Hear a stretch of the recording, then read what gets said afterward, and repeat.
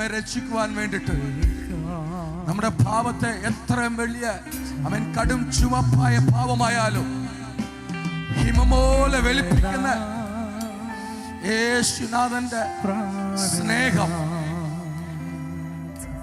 ഞാൻ പാപിയാ, എന്റെ ജീവിതത്തിൽ പലപ്പോഴും ഞാൻ പാപം ചെയ്ത് ദൈവത്തിൽ നിന്ന് ദൂരെയായി മാറി, ദൈവത്തിൽ നിന്ന് അകന്നുപോയി. ഈ ശബ്ദപരിയിൽ കേൾക്കുന്ന സ്നേഹിത, ആമേൻ, മാതാവേ, പിതാവേ, നിന്നെ രക്ഷിക്കുവാൻ വേണ്ടിട്ട്, നിന്നെ വിടുവിക്കുവാൻ വേണ്ടിട്ട്, നിന്നെ ശുദ്ധീകരിക്കാൻ വേണ്ടിട്ട് ജീവിതം ഒന്നേ ഉള്ളൂ.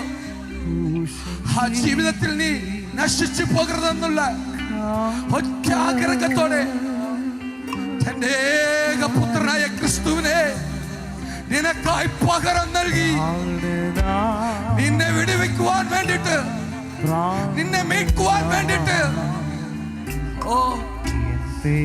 ഒരു പക്ഷേ ഞാൻ പാപി എന്നുള്ള ഒരു കുറ്റബോധത്തോടെ ഈ ശബ്ദം കേൾക്കുമെങ്കിൽ നിനക്ക് വേണ്ടിട്ടാണ് യേശു മരിച്ചതെന്നുള്ളത് മറക്കരുത്. നിന്നെ രക്ഷിക്കുവാൻ വേണ്ടിട്ടാണ്. എന്താ ചെയ്യണ്ടേ? യേശു കർത്താവേ, ആ യേശു കർത്താവേ, എന്നെ രക്ഷിക്കണേ, എന്നെ ഒരിക്കൽ കൂടി ശുദ്ധീകരിക്കണേ എന്ന് നിന്റെ ആദരം കൊണ്ട് ശബ്ദമുയർത്തി നീ പറയാമോ? ഇനി ഒരു ജീവിതമില്ല.